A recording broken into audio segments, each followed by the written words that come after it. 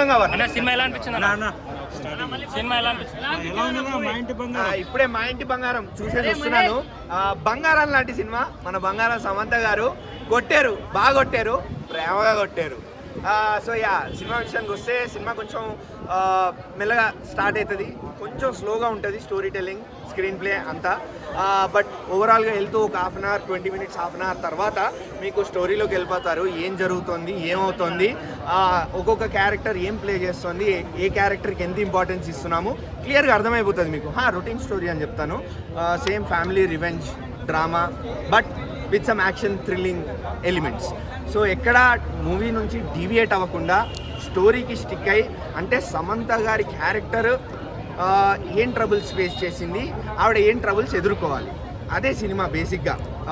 Overall ఒక naxalism బ్యాక్డ్రాప్తో. So ఎక్కడ story నుంచి డీవియేట్ కాకుండా కమర్షియల్ ఎలిమెంట్స్ని పెడుతూనే, మనకి స్టోరీకి చెప్తూనే ఫ్యామిలీ ఎమోషన్స్ని, సెంటిమెంట్స్ని యాడ్ చేస్తూ, అక్కడక్కడ కామిక్ టైమింగ్ని కలుపుతూ మనకి మంచి యాక్షన్ ప్యాక్డ్ మూవీని అందించారు నందిని రెడ్డి గారు. Kudos to you. మీ screen play and direction excellent job there.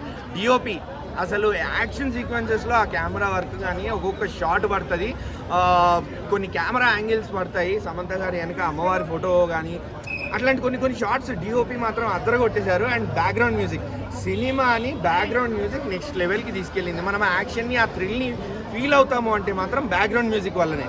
లేపి పడేసింది బ్యాక్గ్రౌండ్ మ్యూజిక్. అండ్ సాంగ్స్ కూడా చాలా బాగా వర్కౌట్ అయ్యాయి. మెయిన్ అట్రాక్షన్ ఏంటంటే సమంత గారు యాక్షన్ సీక్వెన్సెస్, సమంత గారు యాక్టింగ్. అంతే, సమంత గారు యాక్టింగ్ కూడా పక్కన పెట్టేస్తే ఆవిడ యాక్షన్ సీక్వెన్సెస్ ఫిదా అయిపోతాం, అంతే ఫిదా అయిపోతాం. మొన్న బ్లాస్ట్ జోన్ ఎలా అయితే ఎంజాయ్ చేసామో, ఇది ఇంకో బ్లాస్ట్ యాక్షన్ థ్రిల్లర్ అని చెప్తాను నేను. సో ఉమెన్ సెంట్రిక్ మూవీస్ చాలా తక్కువ వస్తాయి మనకి. ఉమెన్ క్యారెక్టర్, ఫీమేల్ క్యారెక్టర్కి ఇంపార్టెన్స్ ఉన్న మూవీస్ చాలా తక్కువ వస్తాయి. ఇప్పుడు వచ్చింది ఒకటి, థియేటర్కి వెళ్ళండి, ఎంజాయ్ చేయండి మూవీని, అంతే.